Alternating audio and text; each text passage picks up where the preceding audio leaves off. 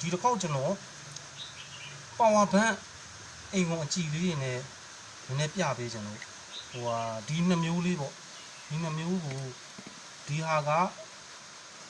သူက PD 45 watt ရတဲ့ PD 45 watt ရတဲ့ power bank အိမ်ကုန်လေးဒါကတော့ကျွန်တော်တို့ခါတိုင်းတင်နေကြသူက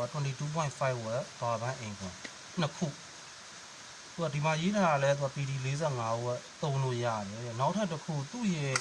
IC လေးတွေပေါ့power bank IC ကဒီကောင်လေးကကြတော့ SW 6236ကိုသုံးထားတယ်နော်နောက်ထပ်တစ်ခုဒီကောင်လေးကကြတော့ SW 6306ကိုသုံးထားတယ်6206ကိုရှာကြည့်လို့ရှိရင် data sheet ရှာကြည့်ရင်သူကကြတော့ 22.5 watt အတွက် provide လုပ်ပေးတဲ့ IC မျိုးပေါ့ဒီ6306ကကြတော့သူက PD 100 watt ထိရတယ်100 watt ထိသုံးလို့ရတယ် power bank IC လိုမျိုးဒီနှစ်ခုကကွာတယ်ပေါ့အဲ့တော့ဒါလေးက22 watt နောက်ထပ်တစ်ခုကသူကဟိုနောက်ထပ်ထပ်ကွာတာလေးတစ်ခုကဘာကွာလဲဆိုလို့ရှိရင်ကျွန်တော်တို့ဒီမှာကအနောက်ထဲမှာကသူကဘက်ထရီထဲတဲ့ဘက်ထရီရှစ်လုံးထဲတဲ့နေရာတော့အကြည်ပေါ့နော်ဘက်ထရီရှစ်လုံးထဲတဲ့နေရာအကြည်အကုန်လုံးကတော့သူက B+ B- B+ ဒီကောင်လေးတော့လွဲလို့မရဘူးပေါ့သူက plus minus sign လေးတွေသူပြပေးထားတယ်အဲ့ဒါလေးတွေတော့လွဲလို့မရဘူးပေါ့အဲ့ဒီတိုင်းအကုန်လိုက်ထည့်လို့ရှိရင်အပေါ်မှာဘာကွာသွားလဲဆိုတော့ဒီ 22.5 watt ကကြတော့ဘက်ထရီရှစ်လုံးလုံးကိုသူက B အပေါင်း B နှုံးနဲ့ parallel တွဲထားတယ်ဒါ IC ရဲ့ကွာချက်ပေါ့သူကတော့ဘက်ထရီသူက 4.2 ပဲပေးရုံပဲပေါ့သဘောအရကသူကကြတော့မဟုတ်တော့ဘူးသူကကြတော့ဒီဘက်ထရီရှစ်လုံးကိုသူက4 series ဆင်ထားတာ4 series ဆင်ပြီးတော့သူကဒီမှာ BMS ထည့်ထားတယ် BMS ထည့်ပြီးလို့ရှိရင်နောက်တစ်ခုကဒီမှာသူ load balancing လုပ်ခိုင်းတယ်ပေါ့ load balancing လုပ်ပြီးတော့ကျွန်တော်တို့ဘက်ထရီစထည့်ရင်သိလာလိမ့်မယ်ဒီနေရာလေးကသူက balance အရင်လုပ်ပြီးနည်းနည်းပူလာလိမ့်မယ်အကုန်ဘက်ထရီရှစ်လုံးကိုသူက၄ line လုံး balance ဖြစ်သွားပြီဆိုလို့ရှိရင်တော့သူတို့ပုံမှန်ပူချိန်တိုင်းပဲပြန်ရောက်သွားတယ်ဒါလေးလည်းကျွန်တော်စမ်းမိတယ်အဲ့တော့ကြည့်ရင်သူကဒီမှာ B- B- ကနေပြီးတော့နှလုံးစီတော့ parallel ပေါ့ပြီးရင်လေးလုံးစီပေါ့ B- B1 B2 B2 ကဒီထိရောက်သွားဒီထိ connection ရှိတယ် B2 B3 မမြင်ရမယ်နော် B3 B အပေါင်းအဲ့တော့သူက4 series တွဲထားတာပုံမှန်တိုင်းကြည့်မယ်ဆိုတော့ကျွန်တော်တို့ battery ရှစ်လုံးလုံးကိုဒီတိုင်းပဲ parallel ထည့်ရလို့ထင်မယ်ဒီ connection တွေကတော့မရှိနေဘူးတကယ်ပေါင်းတဲ့နေရာမှာတော့ connection ရှိတာပေါ့B2 ကနေ B2 ကိုကြတော့လဲသူကဘယ်လိုသွားလုံးဆိုတော့ဒီဟာကြတော့သူကပြန်ပေါင်းပေးထားလိုက်တယ်ပေါ့အပေါ်ကပ်ပေါ်မှာပြန်ပေါင်းပေးထားလိုက်တယ်ပေါ့ဟုတ်ပြီအဲ့တော့ဒါ power bank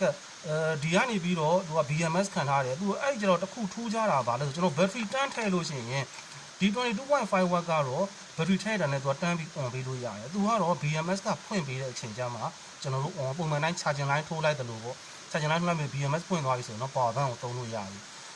16.8 volt ပေါ့နော်4 series ပေါ့အဲ့လိုတွင်းလို့ရပြီဆိုတော့ကျမှ power bank အလုံးလုံးတယ်ဟုတ်ပြီအဲ့တော့ကျွန်တော်ဒီမှာဆိုလို့ရှိရင်ပုံမှန်တိုင်းပေါ့ဟို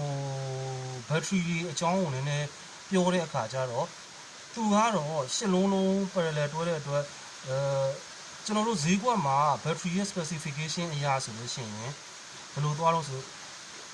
1C 3C 5C အဲ့လိုမျိုးတွေလာကြတယ်ပေါ့အဲ့ဒီတော့ဒီလို battery မျိုးဆိုလို့ရှိရင်သူက sun power 3000 mAh 3000 mAh ကိုသူက 5C continuous နဲ့လာတယ်လို့ဆိုထားတယ်ကျွန်တော်တို့ 5C သာတကယ်ဟိုဟာဖြစ်ရင်ကျွန်တော်တို့ဟိုဟာသုံးလို့ရမှာပေါ့5C ဆိုလို့ရှိရင်3 5 15 ampere လောက်ကိုတစ်လုံးနဲ့သုံးလို့ရတယ်ကျွန်တော်တို့ 1C နဲ့ပဲအတွက် 1C နဲ့3000ဆိုလို့ရှိရင်ကိုအနည်းဆုံး3 ampere လောက်ကိုကောင်းကောင်းခံလောက်တဲ့အထိတရုတ်ဆဲတွေကိုကျွန်တော်တို့ချိုးချကြည့်အောင်နော်အဲ့လောက်ဒီချိုးချခဲ့ 2C လောက်ပါရင်တော့မှ6 ampere လောက်သုံးလို့ရတယ်ပေါ့အဲ့တော့သူ့ကိုတော့ကျွန်တော်တို့ mAh ကတော့စစ်ထားတယ်တကယ် load tester တွေပါနေအပြင်းစစ်မယ်ဆိုရင်တော့ဒီကောင်ရဲ့ battery ရဲ့ခံနိုင်ရတော့ကျွန်တော်တို့ကောင်းကောင်းကြီးသိရမှာပေါ့စစ်လိုက်တဲ့ခါကျတော့3100လောက်ထိတော့သူကထွက်ပါတယ်เนาะဒီ cell လေးတွေက3100လောက်ထိထွက်တယ်သူက mAh ကလည်းများမယ်နောက် C rate ကလည်းမဆိုးတဲ့အနေအထားမှာရှိတယ်စမ်းပါဝါတွေကလေနော်ကျွန်တော်တို့ဒီဘက်ထဲကိုသွင်းတဲ့ cell အမျိုးအစားကိုသူတို့ quality ရှော့ခဲ့ရင်တော့မှampere တော့တော်တန်ရုံတော့ခံနိုင်မယ်လို့ယူဆပါတယ်အဲ့တော့ကျွန်တော်45 watt ကိုကျွန်တော်ကအခုမှစမ်းပြမလို့ဆို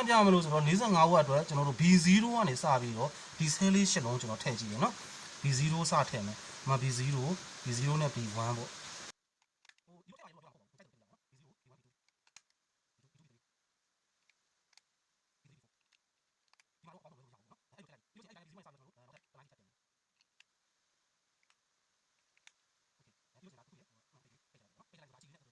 ဒီကောင်လေးကနော်အိမ်ဟုတ်ပြီအဲ့တော့ဒီဘက်ထဲကိုကျွန်တော်တို့ရောက်သွားတဲ့အခါကျရင်ကျွန်တော်ဒီဘက်ကလုံလိုင်းလေးတွေကိုကျွန်တော်စမ်းကြည့်တယ်လုံလိုင်းလေးတွေက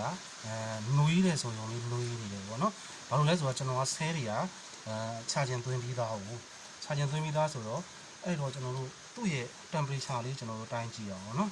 temperature ပုံမှန်တိုင်း room temperature ဘယ်လောက်ရှိတော့ပေါ့ကျွန်တော်0ကနေတိုင်းကြည့်မယ်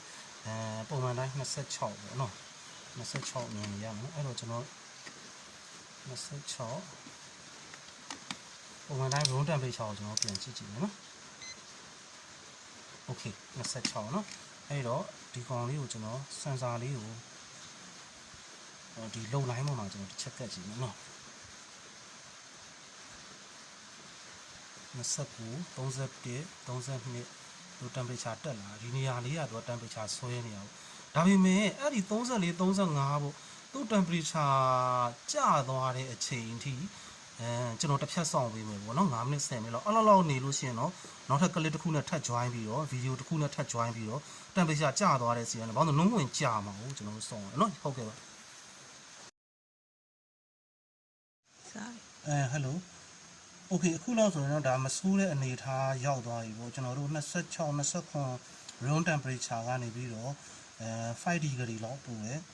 centigrade 30 degree လောက်ပေါ့နော်31 32စတက်ချင်းကတော့ကျွန်တော်တို့ centigrade 40လောက်အထိ39 38 40လောက်အထိ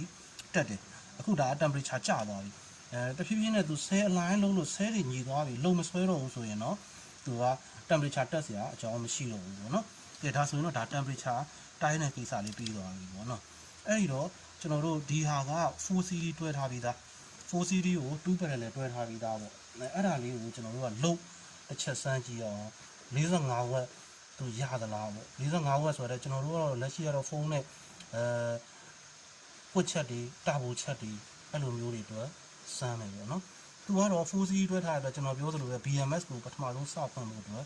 ကျွန်တော်တိုက်စီကျိုးစဖွင့်လိုက်မယ်နော်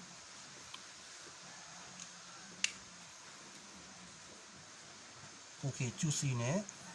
ကျွန်တော် battery သွင်းထားတဲ့အတွက်သူက100 ရာခိုင်နှုန်းအပြည့်ဝင်နေနော်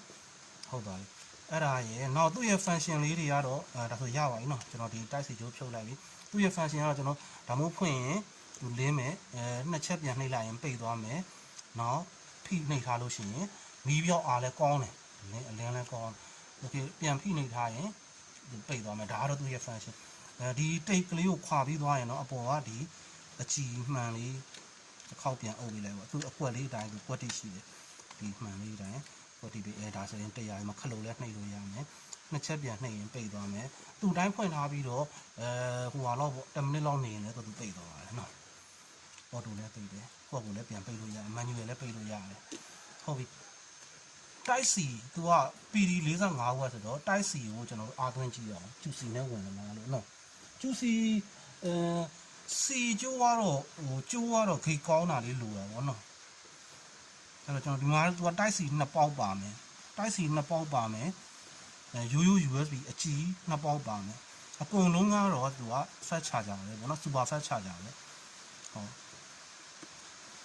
အဲ့တော့ကျွန်တော် PD ကိုစမ်းပါဆိုတိုက်စီထိုးလိုက်ပြီဆုံးတစ်လုံးအားသွင်းကြည့်အောင် okay